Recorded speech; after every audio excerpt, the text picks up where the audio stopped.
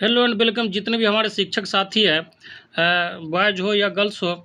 उम्मीद करता हूँ कि सब अच्छे होंगे, स्वस्थ होंगे। साथियों, बीएड वालों के लिए एक बहुत ही जो है खुशखबरी का माहौल जो है सरकार की तरफ से आया है। अब देखिए, बहुत जल्दी जो है आप लोग का वैकेंसी भी आ जाएगा सितंबर माह के लास्ट वीक में, नहीं तो अक्टूबर माह के फर्स्ट वीक में हर हालत में आपका नोटिफिकेशन जो है आ जाएगा। क्योंकि बीपीएससी में मेरे कुछ साथी भी हैं, उनके दौरान भी मैं पता लगाया हूँ इस बात का। तो बोल रहा है कि 100% कन्फर्म न्यूज़ है। जो सरकार बहुत तेज़ी में है, इलेक्शन है सर पे, इसको लेके। और जो बीएड वाले छात्रों के साथ जो सुप्रीम कोर्ट के द्वारा जो कुछ गड़बड़ हो गया है, उसके कारण भी सरकार जो है चाह रही कि जितना जल्दी जो है उनको ज़्यादा से ज़्यादा सीट दे के उनको जो है नौकरी दिया जाए, ताकि माहौल जो है जितना हो कंपनसेट किया जाए। इसको ध्यान में रखते हुए जो सरकार बहुत तेज़ी से है, बस अब आपको क्या करना है कि अब आपको सीरियस हो जाना है, ठीक है। बिहार जो शिक्षक भर्ती 2.0 आने जा रहा है बहुत जल्दी। इसका नोटिफिकेशन जो आपको ओरिजिनल वेबसाइट पे मिल जाएगा। 10 दिन के अंदर में आपका नोटिफिकेशन जो आ जाना है, ठीक है। तो इसमें मैं 2-3 बात जो है आप लोग का जिसमें डाउट होगा उससे रिलेटेड मैं वीडियो बना दे रहा हूँ। क्योंकि बहुत सारे साथियों का था कि सर इस पे रिलेटेड एक वीडियो बना दीजिए, क्वालिफिकेशन प्लस पदों की संख्या प्लस जो है आपका सब्जेक्ट का कॉम्बिनेशन क्या होना चाहिए। सारा डाउट आपको इस वीडियो में क्लियर हो जाएगा।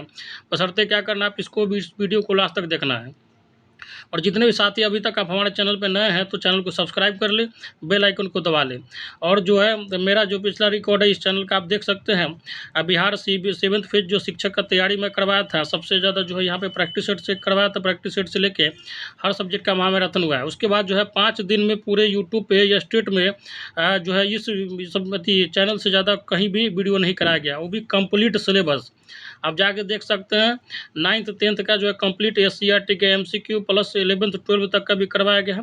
जितने भी साथी हमारे चैनल से जुड़े थे उनको पता है, जिन्होंने जो है दिया, और उनका एग्ज़ाम भी शानदार गया है। 30 से 35-40 क्वेश्चन जो शायद डायरेक्ट जो मैं पढ़ाया था उससे लड़ा है। तो साथियों, आपको मैं बस ये कहना चाह रहा हूँ कि आप जो है कुल मिला के सीरियस हो जाए, ठीक है। आपका जो है वैकेंसी बहुत बड़ा आने वाला है। और ये जो समझिए कि विगत भविष्य में जो है इसके बाद जो है आने का दो मतलब समझिए कि आपका जब इलेक्शन हो जाएगा, 24 में आपका जो है लोकसभा का इलेक्शन है और 25 में विधानसभा का इलेक्शन, उसके बाद 3-4 साल तो आपको कोई बड़ा वैकेंसी नहीं मिलेगा। ये जो है गोल्डन अपॉर्चुनिटी है, जो है क्या कहते हैं इलेक्शन को लेके। तो इससे जो है गोल्डन अपॉर्चुनिटी का जो है आप जो है अवसर का फ़ायदा उठाइए। चलिए, तो आते हैं टू दी पॉइंट, अपने बात पे आते हैं कि सबसे पहले 6 to 8 में फॉर्म भरने के लिए, 6 to 8 में जो फॉर्म भरने के लिए आपको योग्यता क्या चाहिए बताइए। योग्यता जो है आपका 6 to 8 में फॉर्म भरने के लिए क्या योग्यता चाहिए, तो इसमें जो है आप बीएड किए हुए हैं, ठीक है। बीएड अगर किए हुए हैं प्लस सीटेट का अगर पेपर 2 आप पास हैं, तो आप जो है 6 to 8 में फॉर्म भरने के लिए एलिजिबल हैं। और डीएलईडी के जो साथी हैं, डीएलईडी के जो साथी हैं, अगर डीएलईडी किए हैं साथ में आप ग्रेजुएट भी हैं और पेपर 2 का सीटेट का जो है पेपर पास किए हैं, तो भी आप 6 to 8 में फॉर्म भर सकते हैं, ठीक है। किसमें? 6 to 8 में भर सकते हैं। बीएड प्लस सीटेट पेपर 2 अगर पास है तो आप क्या है 6 to 8 में फॉर्म भर सकते हैं। और डीएलईडी के साथी जो ग्रेजुएट हैं, जो इंटर विशेष पे डीएलईडी किए हैं, वो नहीं भर पाएंगे, ठीक है। और जो डीएलईडी के साथी जो ग्रेजुएट है, जो बीए कर चुके हैं, उसके बाद बीए करने के बाद आप डीएलईडी किए हैं, तो जो है अगर आप सीटेट का पेपर 2 पास है तो आप जो है 6 to 8 में फॉर्म भर सकते हैं, ठीक है। ये तो हुआ आपका क्वालिफिकेशन, ठीक है। अब जो है पद की संख्या, तो पद का जो संख्या आपका 6 to 8 में जो अभी जो है सरकार के द्वारा जो बताया गया है, जो ये है आपका 52,000, कितना है 52,000 है, ठीक है। लेकिन मेरा जैसा अनुमान है, जैसा कुछ बात हुआ गुप्त सूत्रों से, मुझे जहाँ तक अनुमान है, ये सीट जो है बढ़कर 60,000 से 70,000 के बीच में जाने का अनुमान है। 60,000 से ऊपर सीट जाने का अनुमान है।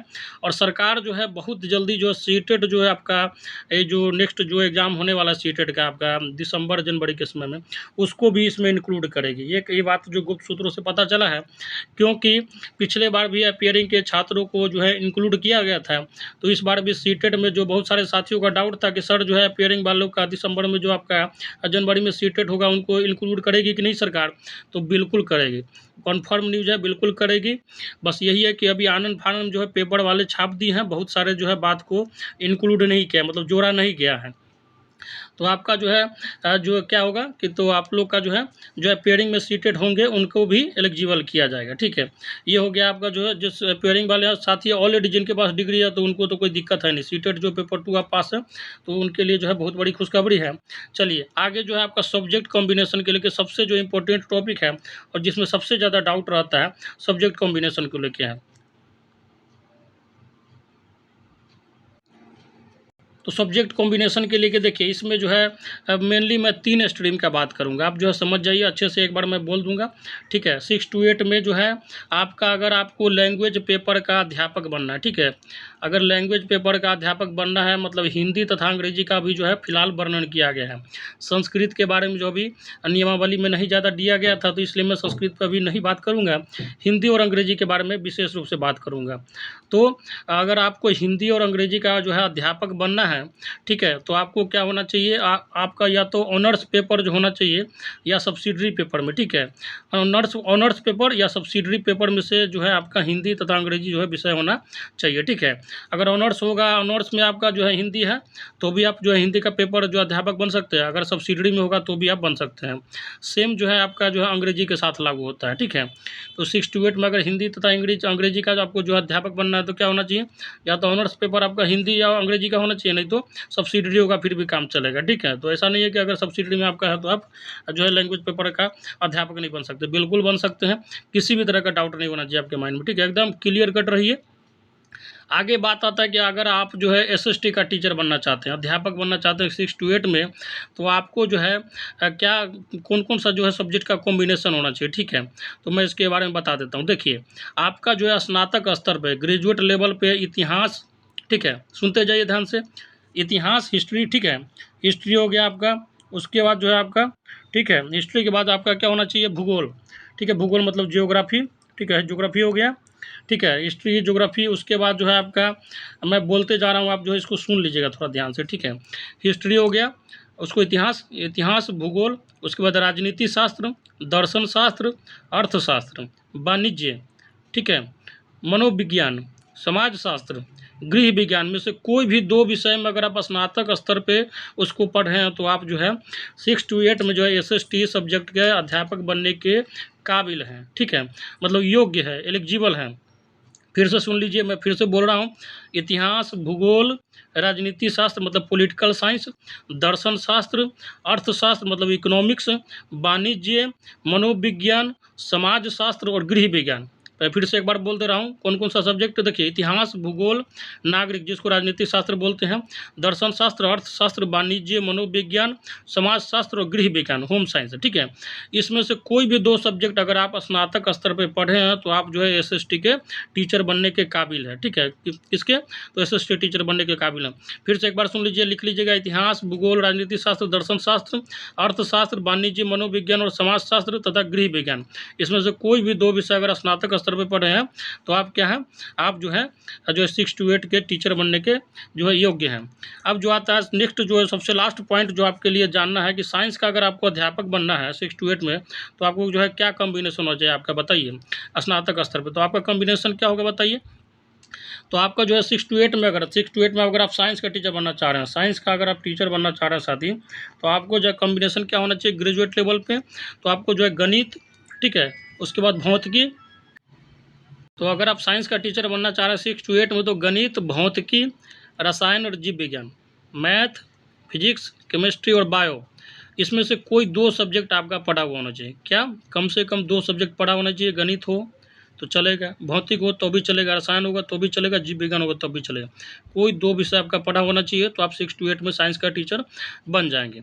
अब बात रही आपका जी है कि पेपर का पैटर्न कैसा रहेगा, बीपीएससी जो है किस तरह का जो है एग्ज़ाम कैसे लेगी, ठीक है। तो सिलेबस तो मैं आपको बता दिया हूँ। अब जो है आपका पेपर का पैटर्न क्या रहने जा रहा है, देखिए, अभी जो फिलहाल पिछले बार जो पैटर्न चला था उसके अकॉर्डिंग जो है आपका जो पेपर जो होगा 120 क्वेश्चन रहना है आपका, कितना, 120 क्वेश्चन रहना है, 120 प्रश्न आपके रहेंगे, ठीक है, 120 प्रश्न रहेंगे आपके पेपर में, ठीक है। 120 प्रश्न में क्या होगा कि 40 नंबर का जो है आपका कॉमन पेपर रहेगा।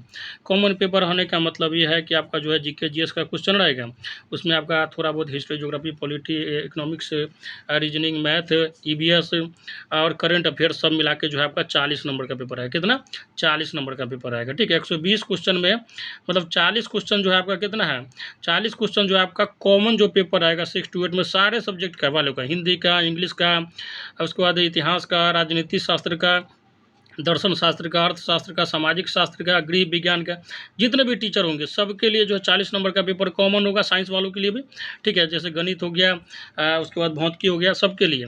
और 80 नंबर का जो पेपर होगा, जिनका जो सब्जेक्ट होगा, जो भी स्ट्रीम होगा, उससे जो है उनका हो जाएगा, ठीक है। 80 नंबर का जो पेपर होगा उनका मेन स्ट्रीम का होगा, ठीक है। क्या होगा? 80 नंबर का। जैसे पिछले बार में जो है 9th 10th और 11th 12 वालों का जैसे हुआ था सेम पैटर्न पर चलेगा, ठीक है। और ये जो सबसे बड़ा मेजर बदलाव जो आप लोग का मिलेगा एग्जाम में, वो होगा क्या कि आपका जो है 5 ऑप्शन की जगह पे 4 ऑप्शन आने। पेपर का जो पैटर्न होगा क्वेश्चन का 5 ऑप्शन नहीं रहेगा, क्योंकि बीपीएससी जो 69 जो एग्ज़ाम लेने जा रही है, अभी हाल ही में प्री एग्ज़ाम होगा 30 सितंबर में, ठीक है। 30 सितंबर को उसका एग्ज़ाम होने जा रहा है। तो उसमें जो बीपीएससी जो अपना स्टेप उठाई है कि 4 जो है आपका ऑप्शन रहेगा, और उसमें निगेटिव जो होगा, देखिए 4 ऑप्शन के साथ निगेटिव क्या होगा? 1/3 होगा। इस बात को ध्यान रखिएगा, मेजर निगेटिव है। मेजर निगेटिव मतलब 1/3 निगेटिव बहुत मायने रखता है। तो आपको जो 4 ऑप्शन तो रहेगा, लेकिन 1/3 निगेटिव रहेगा। ये हमको लगता है कि यही कॉम्बिनेशन जो है सरकार आपके पेपर में भी फॉलो करेगी, 4 ऑप्शन के साथ 1/3 निगेटिव। समझ में आया आपको? 4 ऑप्शन रहेगा और 1/3 निगेटिव रखेगी सरकार। और जैसे कि बीपीएससी 69 के प्रीलिम्स में फॉलो कर रही है अभी, ठीक है। हालांकि इससे बीपीएससी 68 का प्रीलिम्स में जाइए तो 5 ऑप्शन था प्लस 1/4 निगेटिव था। 5 ऑप्शन बहुत डेडली कॉम्बिनेशन होता, बहुत ही खतरनाक कॉम्बिनेशन होता है। समझिए कि इंडिया में यूपीएससी टाइप का जो है एग्जाम प्री का लेती है तो बीपीएससी का ही एक एग्जाम हो जाता है।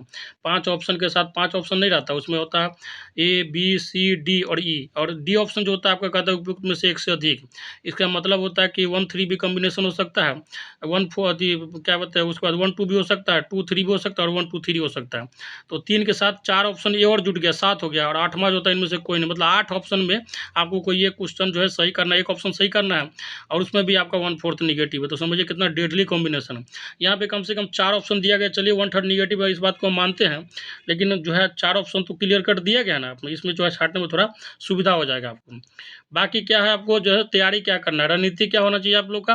साथ ही जो है सबसे बड़ा बात है कि आप लोग का रणनीति क्या होना चाहिए, ये बहुत मायने रखेगा।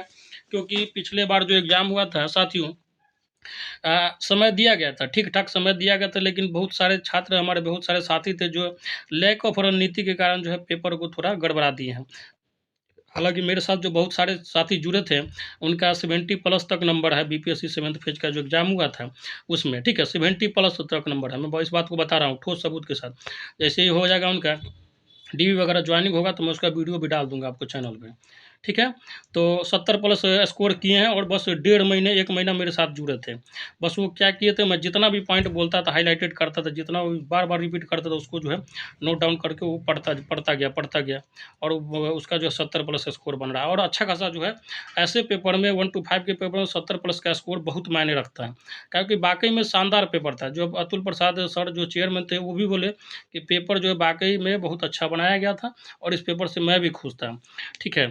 तो समझिए कि आपका तैयारी का क्या रणनीति होना चाहिए, तो मैं इस पे बात करता हूँ। आपको क्या करना है, एकदम बेसिक से चलना है।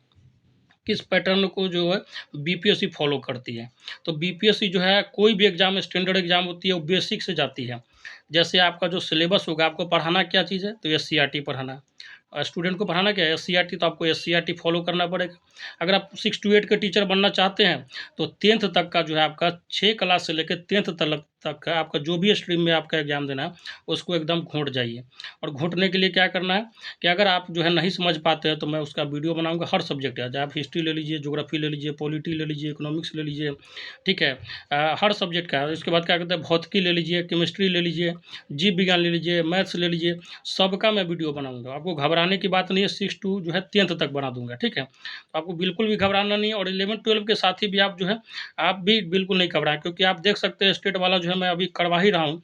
अभी स्टेट वाला कहीं चल रहा है, हिस्ट्री, ज्योग्राफी, पॉलिटी और इकोनॉमिक्स का चला रहा है। बहुत कम समय होने के कारण जूलॉजी के कुछ साथियों का मैं वीडियो बना पाया था, लेकिन बहुत जो है कम समय होने के कारण 4-5 दिन में आप कितना वीडियो बनाऊंगा, लेकिन जितना ज़्यादा हो सका है मैं लगभग सोशल साइंस वाले सारे साथियों का जो सिलेबस खत्म कर दिया हूँ। जूलॉजी का एक वीडियो बनाया था महामैराथन का, उसका जो है जूलॉजी खत्म कर दिया हूँ, ठीक है।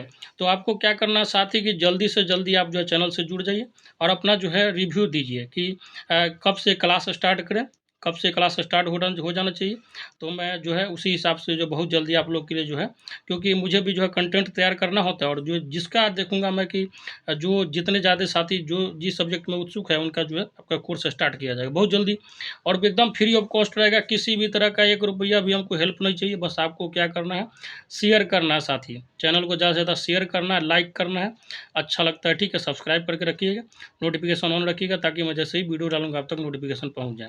फ्री ऑफ कॉस्ट पढ़ाई रहेगा, बस आपको क्या करना है, चैनल से जुड़ना है और ज़्यादा से ज़्यादा शेयर करना है। तो ये था आपका तैयारी का रणनीति। बिल्कुल जो है आपको बेसिक से जाना है, एससीईआरटी फॉलो करना जो भी सब्जेक्ट का है, ठीक है, कुछ भी इधर-उधर नहीं।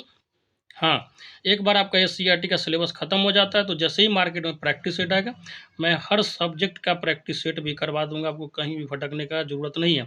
अगर नहीं है तो विश्वास, तो आप जाइए हमारे जो है प्लेलिस्ट में देखिएगा, कम से कम 77 प्रैक्टिस सेट, 76 से ऊपर प्रैक्टिस सेट मैं बीपीएससी 7th फेज में करवाया था, प्लस हर सब्जेक्ट का वहाँ में रहता हूँ। तो आप जाके देख सकते हैं, स्टेट में भी हर सब्जेक्ट का कराया 9 टू 10th प्लस 11-12 में।